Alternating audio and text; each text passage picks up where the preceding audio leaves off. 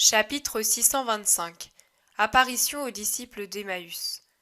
Le 5 avril 1945. Sur une route montueuse, deux hommes entre deux âges marchent rapidement en tournant le dos à Jérusalem, dont les hauteurs disparaissent de plus en plus derrière les autres qui se suivent, avec de continuelles ondulations de sommets et de vallées. Ils discutent. Le plus âgé dit à l'autre, qui peut avoir 35 ans tout au plus. « Il te faut croire que nous faisons bien d'agir ainsi. J'ai une famille, et toi aussi. Le temple ne plaisante pas. Il veut vraiment en finir. A-t-il raison? A-t-il tort? Je l'ignore. Je sais qu'il a l'intention bien claire d'en finir pour toujours avec cela. Avec ce crime, Simon. Donne-lui son vrai nom, parce que c'est au moins un crime. Cela dépend. L'amour nous fait bouillir contre le Sanhédrin. Mais peut-être, qui sait? Rien. L'amour est clair, il ne porte pas à l'erreur. Le Sanhédrin, les prêtres et les chefs aiment eux aussi. Ils aiment Yahvé, celui qu'Israël tout entier a aimé depuis que l'alliance a été conclue entre Dieu et les patriarches. Alors pour eux aussi l'amour est lumière et ne porte pas l'erreur. Ce n'est pas de l'amour pour le Seigneur qu'ils éprouvent. Oui, Israël a cette foi depuis des siècles. Mais dis-moi, peux-tu m'assurer que la foi que nous transmettent les chefs du temple, les pharisiens, les scribes et les prêtres en est encore réellement une? Tu vois bien, avec l'or consacré au Seigneur, on le savait déjà, ou du moins, on soupçonnait que cela arrivait. Avec l'or consacré au Seigneur, ils ont payé le traître. Et maintenant, ils soudoient les gardes. Le premier pour qu'ils trahissent le Christ, les seconds pour qu'ils mentent. Vraiment, je ne sais pas comment la puissance éternelle s'est bornée à secouer les murs et à déchirer le voile. Je t'assure que j'aurais voulu que ces nouveaux Philistins soient ensevelis sous les décombres. Tous. Cléophas, tu aurais été habité par un esprit de vengeance. Oui, car même si l'on admet que Jésus n'était qu'un prophète, est-il permis de tuer un innocent? Car il était innocent. L'as-tu jamais vu commettre un seul des crimes dont on l'a accusé pour le tuer? Non, aucun.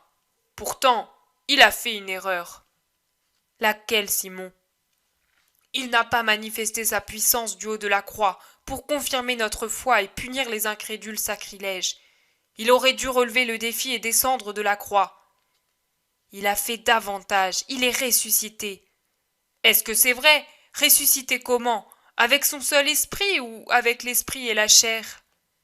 Mais l'esprit éternel, il n'a pas besoin de ressusciter, s'exclame Cléophas.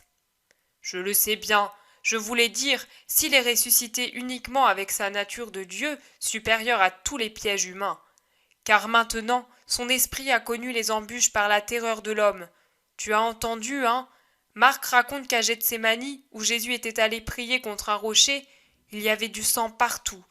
Et Jean, qui a parlé avec Marc, lui a dit « Ne laisse pas piétiner cet endroit, car il y a du sang sué par l'homme-dieu. S'il a sué du sang avant d'être torturé, quelle a dû être sa terreur ?» Notre pauvre maître. Attristés, ils se taisent. Jésus les rejoint et les interroge. De qui parliez-vous? Dans le silence, j'entendais vos paroles, par intervalles. Qui a été tué? C'est un Jésus, voilé sous l'apparence modeste d'un pauvre voyageur pressé. Les deux hommes ne le reconnaissent pas. Tu es d'ailleurs homme? Tu ne t'es pas arrêté à Jérusalem? Ton vêtement poussiéreux et tes sandales en piteux état nous paraissent appartenir à un inlassable pèlerin. Je le suis. Je viens de très loin. Tu dois être fatigué alors. Et tu vas loin? Très loin. Plus encore que de l'endroit d'où j'arrive. Tu fais du commerce, des marchés? Je dois acquérir une quantité infinie de troupeaux pour le plus grand Seigneur. Je dois faire le tour du monde pour choisir des brebis et des agneaux, et descendre même parmi les troupeaux sauvages, qui, quand ils seront rendus domestiques, deviendront meilleurs que ceux qui maintenant ne sont pas sauvages. Travail difficile. Et tu as continué ta route sans t'arrêter à Jérusalem? Pourquoi demandez-vous cela? Parce que toi seul sembles ignorer ce qui s'est passé ces jours-ci. Qu'est-il arrivé? Tu viens de loin, et c'est vraisemblablement la raison pour laquelle tu l'ignores. Pourtant, tu as l'accent galiléen. Aussi, même si tu es serviteur d'un roi étranger au fils de Galiléens expatriés, tu dois savoir, si tu es circoncis, que depuis 3 ans, un grand prophète du nom de Jésus de Nazareth s'est levé dans notre patrie. Il était puissant en œuvre et en parole devant Dieu et devant les hommes. Il a traversé le pays en tous sens en prêchant. Il disait être le Messie. Ses paroles et ses œuvres étaient réellement celles du Fils de Dieu, comme il disait l'être. Mais seulement du Fils de Dieu, tout ciel. Maintenant, tu sais pourquoi. Mais es-tu circoncis? Je suis premier-né et consacré au Seigneur. Alors, tu connais notre religion? Je n'en ignore pas une syllabe. Je connais les préceptes et les usages. La halakha, le midrash et la Haggadah me sont connus comme les éléments de l'air, de l'eau, du feu et de la lumière qui sont les premiers vers lesquels tend l'intelligence, l'instinct, les besoins d'un nouveau-né. Alors, tu sais qu'Israël a eu la promesse du Messie, mais comme d'un roi puissant qui aurait rassemblé Israël. Celui-ci, au contraire, n'était pas ainsi. Comment donc? Lui ne visait pas un pouvoir terrestre, mais c'était d'un royaume éternel et spirituel qu'il se disait roi. Lui n'a pas rassemblé, mais au contraire a divisé Israël, qui est maintenant partagé entre ceux qui croient en lui et ceux qui le prétendent malfaiteur. En vérité, il n'avait pas l'étoffe d'un roi, car il ne voulait que douceur et pardon. Or, comment dominer et vaincre avec de telles armes? Et alors? Alors, les chefs des prêtres et les anciens d'Israël l'ont pris et l'ont jugé passible de mort, en l'accusant, à vrai dire, de fautes qu'il n'avait pas commises. En fait, sa faute était d'être trop bon et trop sévère. Comment pouvait-il être l'un et l'autre? Il était trop sévère en disant la vérité aux chefs d'Israël, et trop bon pour ne pas accomplir contre eux des miracles de mort en foudroyant ses injustes ennemis. Il était sévère comme Jean-Baptiste? Voilà, je ne saurais. Il faisait de durs reproches, surtout dans les derniers temps, aux scribes et aux pharisiens, et il menaçait ceux du temple, qu'il disait marqués par la colère de Dieu. À l'inverse, si un pécheur se repentait, et s'il reconnaissait dans son cœur un véritable repentir, car le Nazaréen lisait dans les cœurs mieux qu'un scribe dans le texte, alors il était plus doux qu'une mère. Et Rome a permis qu'on tue un innocent? C'est Pilate qui l'a condamné. Pourtant, il ne le voulait pas et le qualifiait d'homme juste. Mais les Juifs l'ont menacé de l'accuser auprès de César et il a pris peur. Bref, il a été condamné à la croix et y est mort. Cela, ajouté à la crainte des membres du Sanhédrin, nous a beaucoup humiliés. Car je suis Cléophas, fils de Cléophas, et lui est Simon. Nous sommes tous les deux d'Emmaüs, et parents, car j'ai épousé sa première fille, et nous étions disciples du prophète. Et maintenant, vous ne l'êtes plus?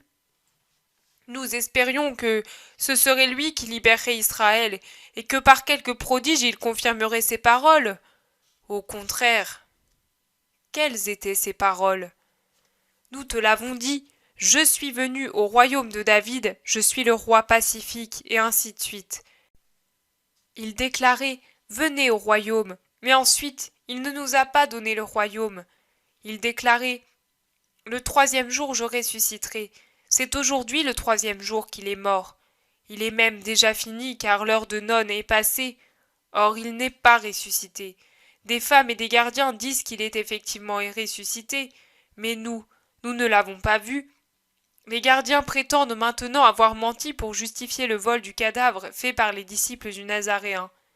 Mais les disciples, nous l'avons tous quitté par peur quand il était vivant. Et, évidemment, nous ne l'avons pas dérobé maintenant qu'il est mort. Quant aux femmes, qui se fie à elles? Nous étions en train de réfléchir à tout cela, et nous voulions savoir s'il a voulu dire qu'il ressusciterait avec l'esprit redevenu divin, ou avec sa chair aussi. Les femmes racontent que les anges, car elles disent avoir vu également des anges après le tremblement de terre, et c'est possible, car le vendredi déjà des justes sont sortis de leur tombeau. Elles racontent que les anges leur ont expliqué que Jésus et comme s'il n'était jamais mort. Et c'est en effet ainsi que les femmes ont cru le voir. Mais deux de nous, deux chefs, sont allés au tombeau, et s'ils l'ont vu vide, comme les femmes l'avaient décrit, ils ne l'ont pas vu lui, ni là, ni ailleurs. C'est pour nous une grande tristesse, car nous ne savons plus que penser. Oh, comme vous êtes sot, comme vous avez du mal à comprendre, et comme vous êtes lent à croire aux paroles des prophètes. Cela n'avait-il pas été annoncé? L'erreur d'Israël est d'avoir mal interprété la royauté du Christ. C'est pour cela qu'on ne l'a pas cru. C'est pour cela qu'on la craint. C'est pour cela que maintenant vous doutez. En haut, en bas, au temple et dans les villages. Partout on imaginait un roi selon la nature humaine. Contrairement à ce que vous supposiez dans la pensée de Dieu, la reconstruction du royaume d'Israël n'était pas limitée dans le temps, dans l'espace et dans les moyens. Dans le temps, aucune royauté, même la plus puissante, n'est éternelle. Rappelez-vous les puissants pharaons qui opprimèrent les Hébreux au temps de Moïse. Combien de dynasties ne sont-elles pas finies, dont il ne demeure que les momies sans âme au fond des hypogées secrets? Et il reste un souvenir, si encore il en reste un, de leur pouvoir d'une heure, et encore moins si on mesure leurs siècles à l'aune du temps éternel. Ce royaume est éternel. Dans l'espace, il était appelé royaume d'Israël, parce que c'est d'Israël qu'est venue la souche de l'espèce humaine, et parce qu'en Israël, dirais-je, se trouve la semence de Dieu. C'est pourquoi sous le nom d'Israël on entendait le royaume de ceux qui ont été créés par Dieu. Mais la royauté du roi Messie ne se borne pas à la petite étendue de la Palestine. Elle s'étend du septentrion au midi, de l'Orient à l'Occident, partout où se trouve un être qui possède une âme dans sa chair, c'est-à-dire partout où il y a un homme. Comment un seul homme aurait-il pu réunir en lui-même tous les peuples ennemis entre eux, et en faire un unique royaume sans répandre des fleuves de sang, et les assujettir tous par la cruelle oppression des soldats? Dans ce cas, comment aurait-il pu être le roi pacifique dont parlent les prophètes? Dans les moyens, le moyen humain, comme je viens de le dire, c'est l'oppression. Le moyen spirituel, c'est l'amour. Le premier est toujours limité car les peuples finissent par se révolter contre l'oppresseur. Le second est infini parce que l'amour est aimé ou s'il ne l'est pas, il est tourné en dérision. Mais comme c'est une réalité spirituelle, il ne peut jamais être directement attaqué. Et Dieu, l'infini, veut des moyens qui soient comme lui. Il veut ce qui est infini parce qu'il est éternel. L'esprit, ce qui appartient à l'esprit, ce qui mène à l'esprit. Voici quelle a été leur erreur. Ils se sont fait du Messie une idée erronée dans les moyens et dans la forme. Quelle est la royauté la plus élevée? Celle de Dieu, n'est-ce pas? Donc, cet admirable, c'est l'Emmanuel, ce saint, ce germe sublime, ce fort, ce Père du siècle à venir, ce Prince de la paix, ce Dieu comme celui dont il vient. Car tel il est appelé, et tel est le Messie. N'aura-t-il pas une royauté semblable à celle de celui qui l'a engendré? Si, il aura une royauté toute spirituelle et éternelle, pure de violence et de sang, ignorante des trahisons et des injustices. Sa royauté, celle que la bonté éternelle accorde aux pauvres hommes pour procurer honneur et joie à son Verbe. Mais David n'a-t-il pas dit que ce roi puissant a mis toutes choses sous ses pieds pour lui servir d'escabeau? Isaïe n'a-t-il pas annoncé toute sa passion, et David n'a-t-il pas énuméré, pourrait-on dire, toutes ses tortures? N'est-il pas écrit qu'il est le Sauveur et le Rédempteur, dont l'Holocauste sauvera l'homme pécheur? N'est-il pas précisé, comme Jonas en est la figure, que pendant 3 jours il serait englouti dans le ventre insatiable de la terre, puis en serait expulsé comme le prophète l'a été de la baleine? Or, Jésus n'a-t-il pas dit, le 3e jour après sa destruction, mon temple, c'est-à-dire mon corps, sera reconstruit par moi, c'est-à-dire par Dieu? Que vous imaginiez-vous donc? Qu'il allait relever les ruines du temple par magie? Non, il ne s'agissait pas des murs, mais de lui-même. Et Dieu seul pouvait se faire ressusciter lui-même. Il a relevé le véritable temple, son corps d'agneau immolé, comme Moïse en reçut l'ordre et la prophétie pour préparer le passage de la mort à la vie, de l'esclavage à la liberté, des hommes fils de Dieu et esclaves de Satan. Comment est-il ressuscité, vous demandez-vous? Je réponds, il est ressuscité avec sa vraie chair et avec son esprit divin qui l'habite, de même que toute chair mortelle est habitée par l'âme qui est reine dans le cœur. C'est ainsi qu'il est ressuscité, après avoir tout souffert pour tout expier, et pour réparer l'offense primitive, ainsi que les offenses infinies que chaque jour l'humanité accomplit. Il est ressuscité comme cela était annoncé sous le voile des prophéties. Venu à son temps, je vous rappelle Daniel, il a été immolé à son temps. Enfin, écoutez et rappelez-le vous, au temps prédit après sa mort, la ville déicide sera détruite. Je vous donne ce conseil, lisez avec l'âme et non avec une intelligence orgueilleuse les prophètes depuis le début du livre jusqu'aux paroles du Verbe immolé. Rappelez-vous le précurseur qu'il indiquait comme agneau. Rappelez-vous quel était le destin de l'agneau symbolique de Moïse. C'est par ce sang que furent sauvés les premiers-nés d'Israël. C'est par ce sang que seront sauvés les premiers-nés de Dieu, c'est-à-dire ceux qui, par leur bonne volonté, se seront consacrés au Seigneur. Souvenez-vous du psaume messianique de David et du prophète messianique Isaïe, et comprenez-les. Rappelez-vous Daniel, remettez-vous en mémoire, mais en l'élevant de la fange à l'azur céleste, toutes les paroles sur la royauté du Saint de Dieu, et comprenez qu'il ne pouvait vous être donné d'autre signe plus juste, plus fort de cette victoire sur la mort, que cette résurrection accomplie par lui-même. Rappelez-vous qu'il aurait été contraire à sa miséricorde et à sa mission de punir du haut de la croix ceux qu'il y avait mis. Il était encore le Sauveur, même s'il était le crucifié méprisé et cloué à un gibet. Crucifié étaient les membres, mais libre était son esprit et sa volonté. Et avec ceci, il a voulu encore attendre pour donner aux pécheurs le temps de croire et d'appeler son sang sur eux, non par des cris blasphématoires, mais par des gémissements de contrition. Le voilà donc ressuscité, il a tout accompli. Il était glorieux avant son incarnation. Il est 3 fois glorieux maintenant que, après s'être anéanti pendant tant d'années dans une chair, il s'est immolé lui-même en portant l'obéissance à la perfection, c'est-à-dire en sachant mourir sur une croix pour accomplir la volonté de Dieu. Il est très glorieux avec sa chair glorifiée, à présent qu'il monte au ciel et entre dans la gloire éternelle en commençant le règne qu'Israël n'a pas compris. C'est à ce royaume qu'il appelle les tribus du monde, d'une manière plus pressante que jamais, en y mettant tout son amour, toute son autorité, comme l'ont vu et prévu les justes d'Israël et les prophètes.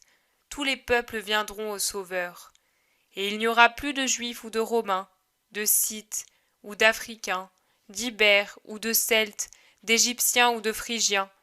Ce qui est au-delà de l'Euphrate s'unira aux sources du fleuve éternel. Les Hyperboéens, à côté des Numides, viendront à son royaume. Les races et les langues disparaîtront. Les coutumes, tout comme les couleurs de peau et de cheveux, n'auront plus lieu d'exister, mais il y aura un peuple infini, resplendissant et pur, une langue unique, un seul amour. Ce sera le royaume de Dieu, le royaume des cieux, avec un monarque éternel, l'immolé ressuscité, et des sujets éternels, ceux qui croient en sa foi. Croyez pour lui appartenir. Voici Emmaüs, mes amis. Je vais plus loin. Il n'est pas accordé de repos aux voyageurs qui a tant de route à faire. Seigneur, tu es plus instruit qu'un rabbi. Si Jésus n'était pas mort, nous dirions que c'est lui qui nous a parlé. Nous voudrions encore entendre de toi d'autres vérités, et plus développées, car désormais, nous qui sommes des brebis sans berger, troublés par la tempête de la haine d'Israël, nous ne savons plus comprendre les paroles du livre. Veux-tu que nous venions avec toi? Tu nous instruirais encore pour compléter l'œuvre du Maître qui nous a été enlevée. Vous l'avez eu si longtemps auprès de vous, et vous n'avez pas su acquérir une instruction complète? N'est-ce pas une synagogue? Oui, je suis Cléophas, fils de Cléophas, le chef de la synagogue, mort dans la joie d'avoir connu le Messie. Et tu n'es pas encore arrivé à croire sans nuage? Mais ce n'est pas votre faute. Après le sang, il manque encore le feu.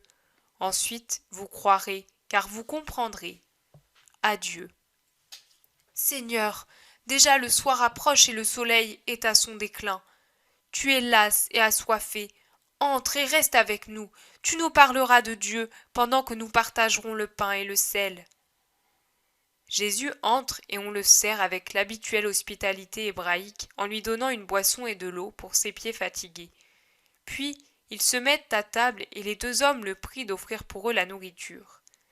Jésus se lève alors, tenant dans ses mains le pain, et les yeux levés vers le ciel rouge du soir, il rend grâce pour la nourriture, puis s'assied. Il rompt le pain et en donne à ses deux hôtes. Et ce faisant, il se révèle pour ce qui il est, le ressuscité. Ce n'est pas le ressuscité resplendissant apparu à ceux qui lui sont le plus chers, mais c'est un Jésus plein de majesté, aux plaies bien nettes sur ses longues mains, roses rouges sur l'ivoire de la peau. C'est un Jésus bien vivant avec sa chair recomposée, mais bien Dieu aussi par la majesté de son regard et de tout son aspect.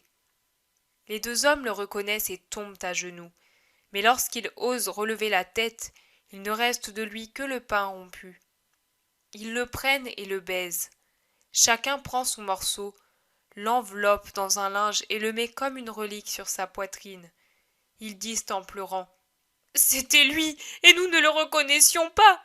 Pourtant, ne sentais-tu pas ton cœur tout brûlant dans ta poitrine pendant qu'il nous parlait et nous expliquait les Écritures? » Si, et j'ai maintenant l'impression de le voir de nouveau, dans une lumière qui vient du ciel, la lumière de Dieu, et je vois que c'est lui, le Sauveur. Partons, moi, je ne sens plus la lassitude ni la faim. Allons l'annoncer aux disciples de Jésus, à Jérusalem. Allons-y. Ah, si mon vieux père avait pu vivre cette heure, comme il s'en serait réjoui. Ne dis pas cela, il s'en est réjoui plus que nous. Sans le voile dont il s'est servi par pitié pour notre faiblesse charnelle, le juste Cléophas a vu en esprit le Fils de Dieu rentrer au ciel. Allons, allons. Nous arriverons en pleine nuit, mais si Jésus le veut, il fera en sorte que nous puissions passer. S'il a ouvert les portes de la mort, il pourra bien ouvrir les portes des murs. Partons. Et dans le couchant entièrement pourpre, ils prennent avec empressement la direction de Jérusalem.